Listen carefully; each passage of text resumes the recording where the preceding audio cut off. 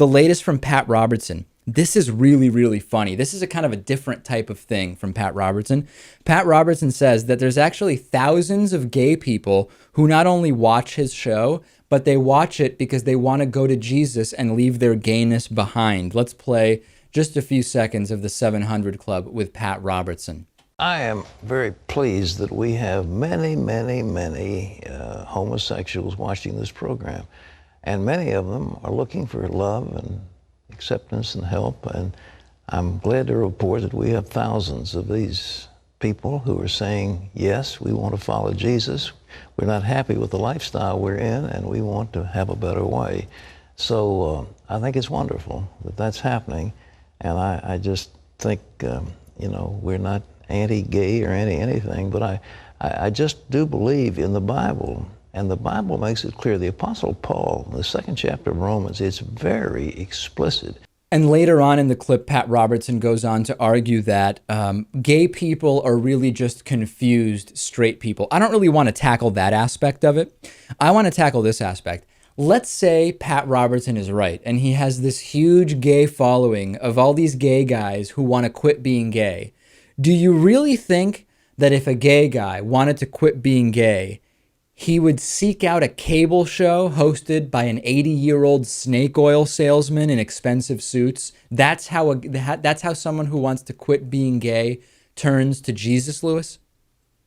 Unfortunately, yeah, I think he's probably right. And you know what? It may not be in the thousands, but I guarantee you it's in the hundreds. So you think that there are actually gay guys who think they could rid themselves of their demons, so to speak, if they watch...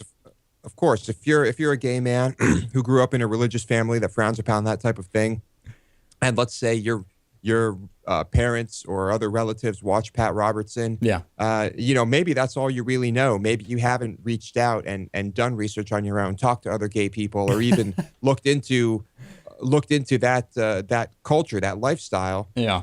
And you just watch Pat Robertson and hear him say the things he says and feel sad and feel bad. I mean, I promise you there are people out there who are doing exactly this. But, I hope they could hear us and just realize that they need to start looking in other places for good, meaningful commentary on this. Yeah, and maybe part one would be they need to stop trying to no longer be gay, because that it doesn't ever seem to work out well, does it? It either ends up with you tapping your foot in an airport bathroom, or confessing to Oprah that you were never actually gay. You just had gay urges, and now you're happily married to your wife, who they pan over to, and she's nervously laughing and kind of looking around. Neither of those are good scenarios. Let's accept who we are, but let's allow people to be who they are. That's really the problem, Lewis.